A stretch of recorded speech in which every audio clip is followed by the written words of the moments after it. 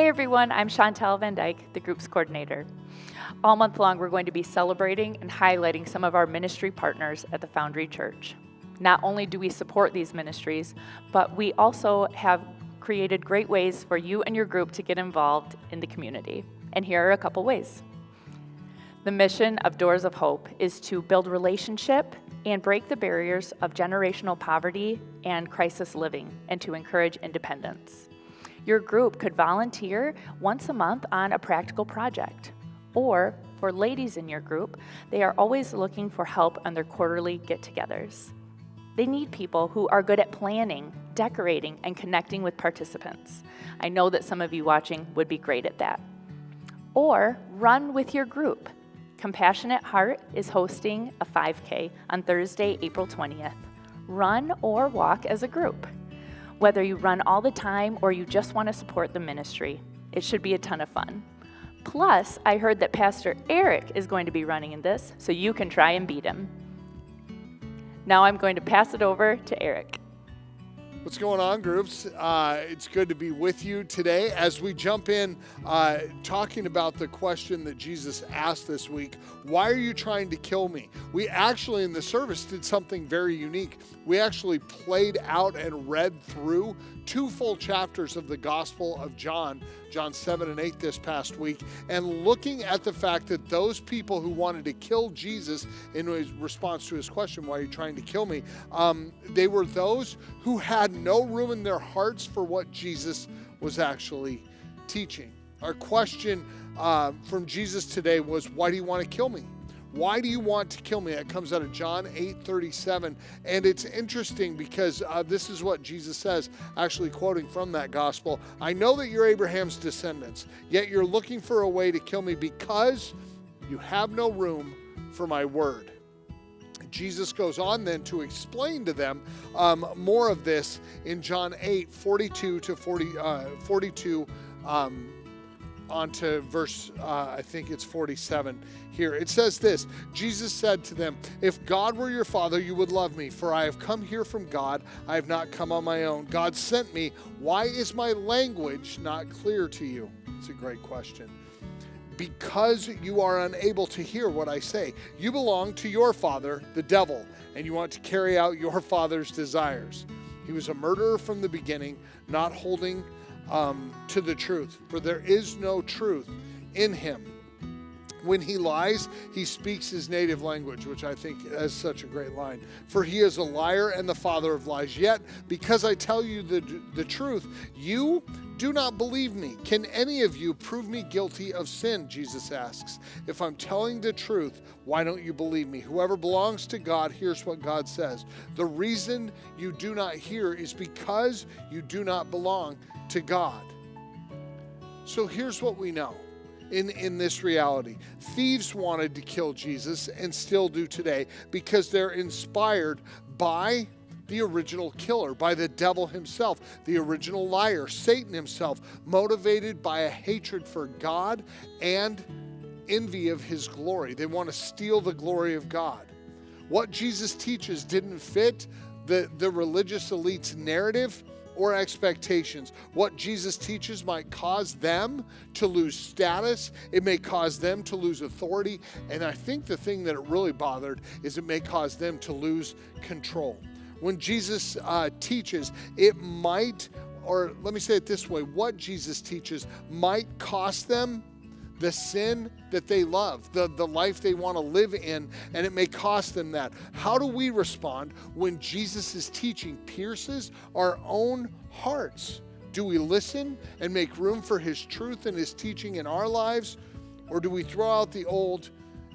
Maybe that's a good way to say it. Do we throw out the old and make room for the new, what God's doing in our hearts in Jesus Christ? Or do we, like the Pharisees, try to kill him? I'm going to introduce you to Chantel. You probably know her well. She's our group's coordinator here, and she is going to ask your questions for today. I kind of slurred that a little bit.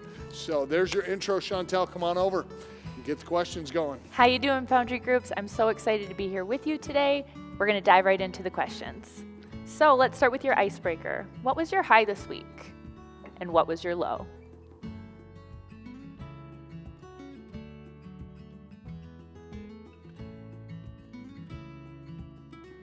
Next, let's dive into the book of John. Go ahead and have somebody in your group take out your Bible and read through John 7, verses 1 through 24.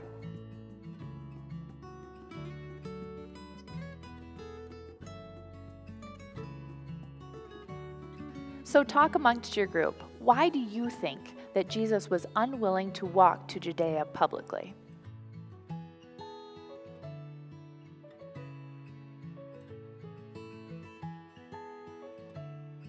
Why do you think that Jesus' brothers told him to go?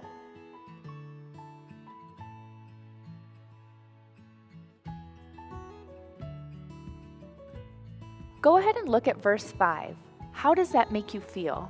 What does it make you think of?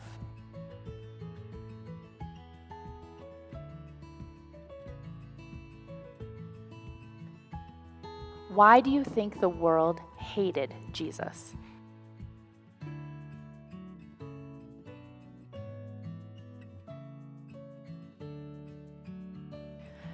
In the world we live in, do you still feel like the world hates Jesus? How and where do you see this? Now, I know it's going to be tricky, but don't get too tied into it. Maybe just touch on a few that you notice.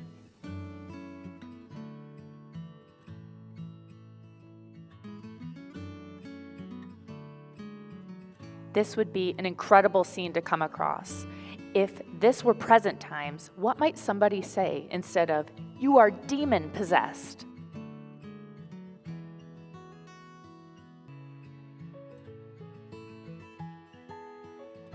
So I grew up Catholic, and so transitioning into a church like the Foundry, it raised some questions among my friends and family who knew me best. What about you? Have you ever been called crazy or questioned because of your faith?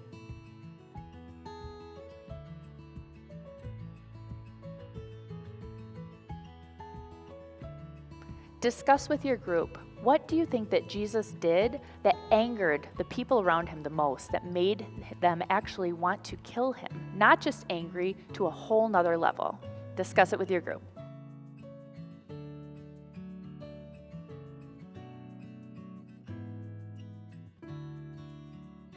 In John chapter 8, it gives us a little more of an understanding about why they wanted to kill him. It reads, "I know that you are Abraham's descendants, yet you are looking for a way to kill me because you have no room for my word." What does it mean when Jesus said that they had no room for his word?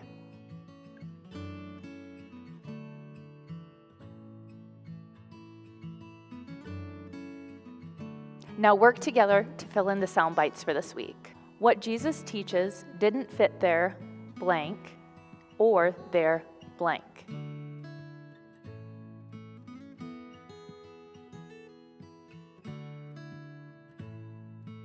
What Jesus teaches might cause them to lose blank, blank, or blank.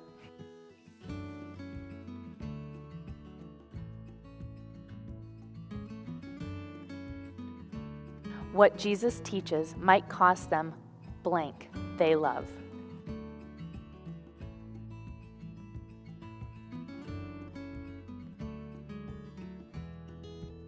As you work through it, the answers for number 1 were narrative and expectations. Number 2, they lost status, authority, and control. And number 3, the answer is it cost them the sin they love.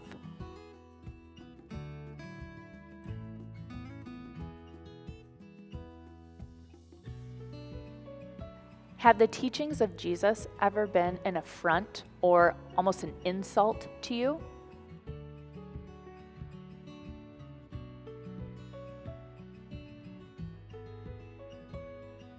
Have you yourself ever tried to kill Jesus by silencing his truth or his word in your heart or in the lives of others? Discuss it with your group.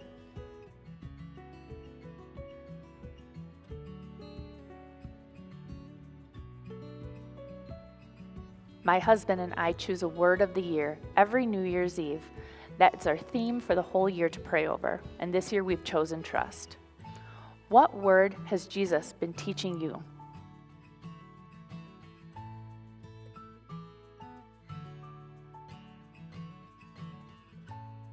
Well, that's all I have for you today. If your group has time, go ahead and dive into the Digging Deeper section. It comes out of the book of John, and it actually includes my favorite verse, John 10:10.